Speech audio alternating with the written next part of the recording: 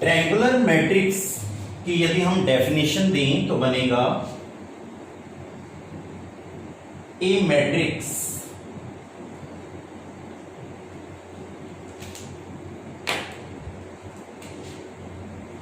which is lower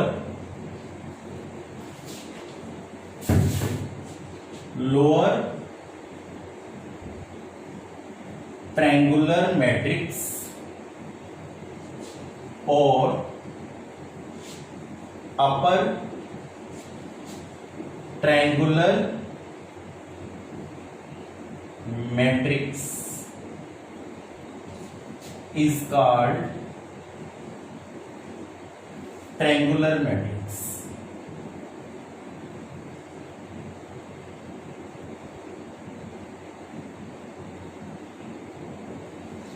बेटा triangular matrix is very simple. In very simple language I write a matrix which is lower triangular matrix और upper triangular matrix में underline कर रहा हूं upper triangular matrix को और lower triangular matrix को मैंने अंडरलाइन किया। मीनिंग जिसमें दो टाइप्स के मैट्रिक्स अवेलेबल होते हैं, लोअर ट्रायंगुलर मैट्रिक्स और अपर ट्रायंगुलर मैट्रिक्स। मतलब जिसमें दो टाइप के ट्रायंगल बनते हैं, अपर वाले भी और लोअर वाले भी, उसे हम बोलते हैं ट्रायंगुलर मैट्रिक्स। सिंपल लैंग्वेज में बोले तो ट्रायंगुलर मैट्रिक्स की दो टाइप्स हैं। First type we called upper triangular,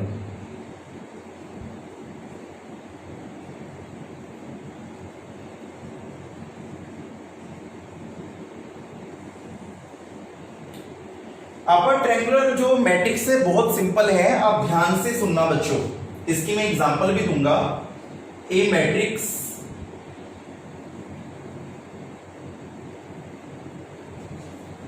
in which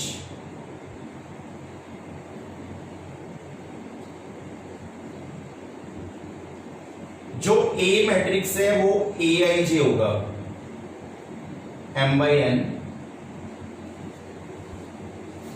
to be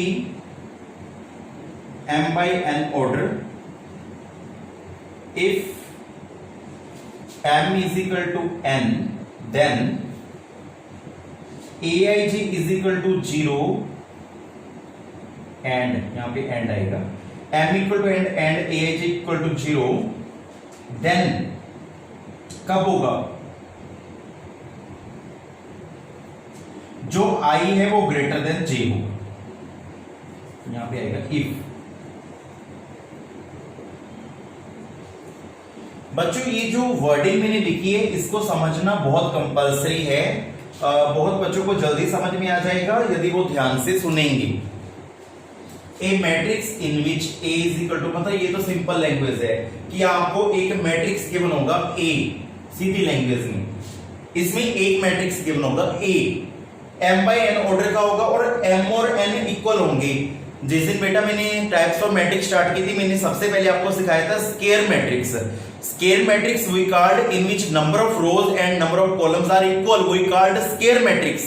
इसमें स्पष्ट हो गया M इक्वल टू n, मतलब नंबर ऑफ रोज और नंबर ऑफ कॉलम्स इक्वल होंगे।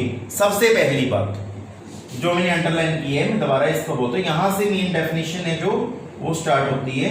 यहां पे इफ लिखने की जरूरत नहीं, बस सीधा M equal to n and AIJ is 0 if I greater than J। So M equal to n को मैंने अंडरलाइन किया, मतलब जिसमें नंबर ऑफ रोज और नंबर ऑफ कॉलम्स इक्वल होंगे। ये तो सीधा ही डायरेक्ट हमें स्पष्ट हो गया कि इसमें जो है नंबर ऑफ रोज और नंबर ऑफ कॉलम्स आपस में इक्वल होंगे। जब इक्वल होंगी AIJ को 0 हम तब लिखेंगे जब I ग्रेटर देन J होगा। इस कंडीशन में AIJ 0 होगा। इस दोबारा बोल रहा हूं, इस कंडीशन में AIJ 0 होगा। बच्चे कहते हैं हमें डेफिनेशन के अकॉर्डिंग इतना स्पष्ट नहीं समझ में आया, तो मैंने बोला बेटा आप एक एग्जांपल देखिए। बच्चों याद होगा मैंने आपको कंस्ट्रक्ट सिखाया था, A11, A12, A13, A21, A22, A23, A31, A32, A33। तो ये मैंने आपको कंस्ट्रक्ट करना सिखाया था और ये 3x3 का है।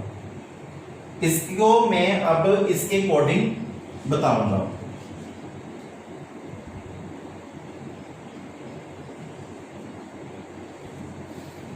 यहाँ पे आया aij 0 होगा इफ i ग्रेटर देन 0। हम यहाँ पे ij चेक करेंगे, पहले a11 का चेक करते हैं। i है 1, j है 1, ये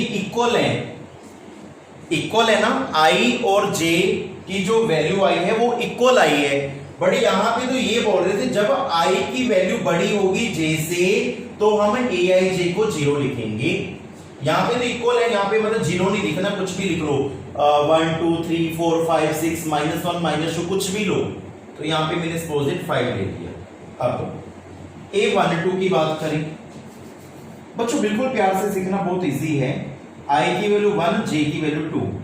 इसमें हमने चेक किया i की वैल्यू 1 है, j की वैल्यू 2 है, इसमें तो ये कंडीशन लागू हो रही है, मतलब i लेस देन j, मतलब j बड़ा हो रहा है। हमें तो ये बोला गया था कि जब i बड़ा होगा तब हमने 0 लिखना है। इसका मतलब इसमें तो j बड़ा है ना, तो इसमें भी कुछ भी लिख लो आप, 5 6।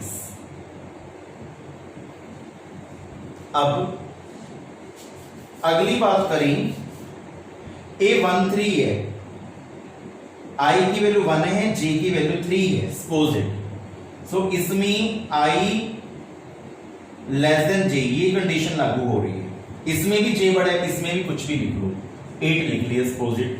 अब आया a21 को देखते हैं, i की वैल्यू 2, j की वैल्यू 1, इसमें 2 ग्रेटर देन 1 है, मतलब i ग्रेटर देन है j से।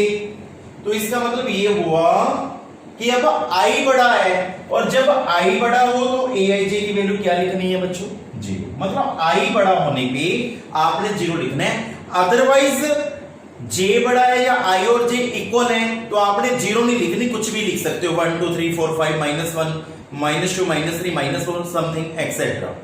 सो इसका मीनिंग अब आपको समझ में आया होगा। a22 आया, a22 में i2 j2, मतलब i और j इक्वल है, ये कंडीशन तो लागू नहीं हो रही ना, तो हम 0 नहीं लिख सकते, कुछ भी लिख लो, 9 लिख लिया मैंने। अब यदि मैं बात करूं आगे इस क्वेश्चन को करने की, a23 है, i2 है, j3 है ना बच्चों, i2 j3। तो इसमें i लेस देन j है, मतलब j बड़ा है i से, j की तरफ माउथ है ना, देखो साइन, j बड़ा हुआ ना i से, तो हम क्या 0 लिखेंगे, नहीं, बिकॉज हमने 0 तब लिखनी है अपर ट्रायंगल में जब i बड़ा होता है। तो यहां पे कुछ भी लिख लो, सपोज इट मैंने 2 लिख लिया।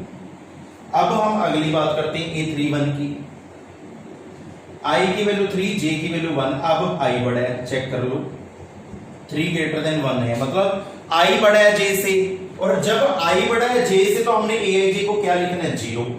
अब a32 का चेक करेंगे,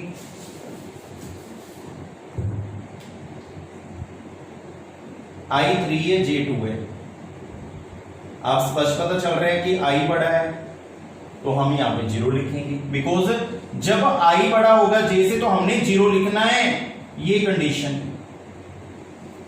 m और n तो इक्वल है ही है, because number of rose number of columns के इक्वल है। अब a33 की बात करें, i3 है, j3 है, मतलब i और j इक्वल हैं, तो ये कंडीशन तो लागू नहीं हो रही, ये तो i ग्रेटर देन j है, मतलब i बड़ा है j से, तब हम 0 लिखेंगे। अदरवाइज i और j इक्वल हैं या i लेस देन j, मतलब j बड़ा है i से, तब हम कुछ भी वर्ड लिख सकते हैं, 0 नहीं लिखनी, कुछ भी वर्ड का मतलब कुछ भी एलिमेंट लिख सकते हैं। सपोज इट हमने लिख दिया 10, तो हम इसे अपर ट्रायंगुलर कैसे बोलेंगे, आप चेक कर लो, ये अपर ट्रायंगुलर ही बना है बच्चों। अब मैं इसको शेड करके बताता हूं।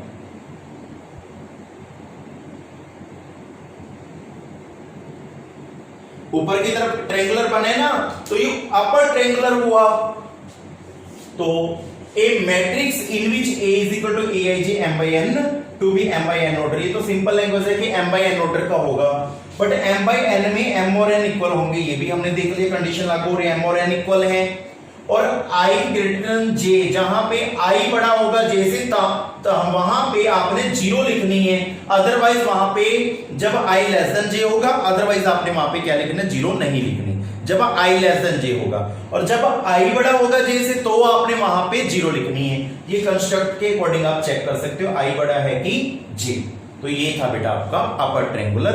आई होप आपको समझ में आया होगा। अब आपने लोअर ट्रायंगुलर सीखने हैं, तो मैं ऊपर रब कर रहा हूं जी थोड़ा सा।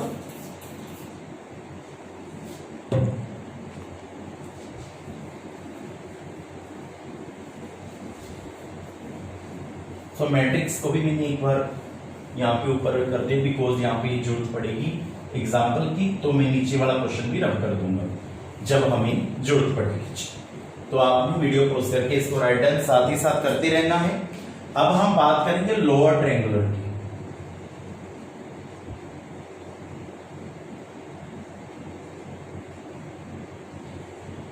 लोअर ट्रायंगल में सीधी बात करें m इक्वल टू n होगा, नंबर ऑफ रोज कॉलम्स के इक्वल होंगे, सबसे पहली कंडीशन ये। बाकी सिमिलर लिख लेना है, A matrix in which aij m by n order. ये लाइन तो सिंपल लिखनी है, मेन कंडीशन यही थी। तो इसमें हम चेक करेंगे m इक्वल टू n होगा, aij इज इक्वल टू 0, मतलब aij को हम 0 तब लिखेंगे देन या if i less than j। अब इसमें क्या था, i ग्रेटर देन j था, उसमें क्या है i less than j।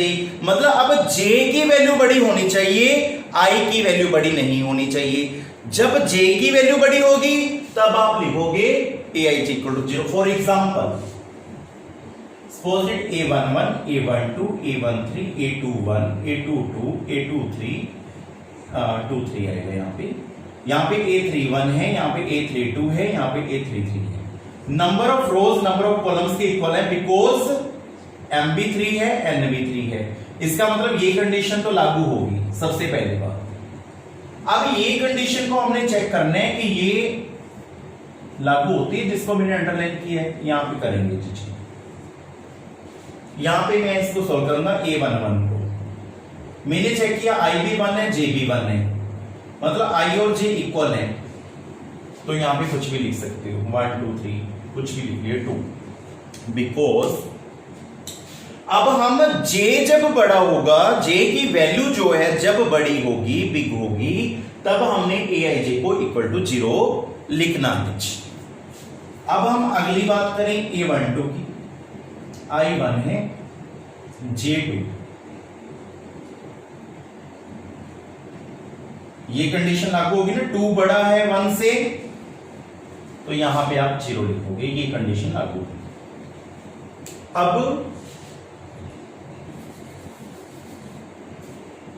a13 की बात करें, i की वैल्यू 1, j की वैल्यू 3, तो वाकई ये कंडीशन भी लागू होगी। देखो हो रही है ना ये कंडीशन लागू, 3 बड़ा है 1 से, तो यहां पे भी आप 0 लिखोगे। देन अगली बात करें a21 की, i2 है, j1 है, इसका मतलब 2 ग्रेटर देन 1, मतलब इसमें i बड़ा हो गया ना j से, तो ये कंडीशन लागू नहीं, यहां पे कुछ भी लिख दो, बस जहां पे ये कंडीशन लागू हो जाए वहां पे 0 लिखना है, अदरवाइज कोई भी एलिमेंट 0 के अलावा आप लिख सकते हैं, सिंपल लैंग्वेज। अब a22 है, i की वैल्यू 2, j की वैल्यू 2, इक्वल आई है, मतलब वो वाली कंडीशन लागू नहीं हुई, तो यहां पे कुछ भी लिख दो 4। नेक्स्ट हम लेंगे सपोजिट, में इसको रख कर रहा हूं,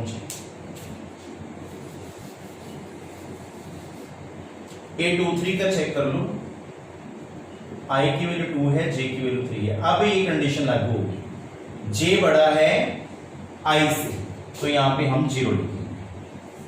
अब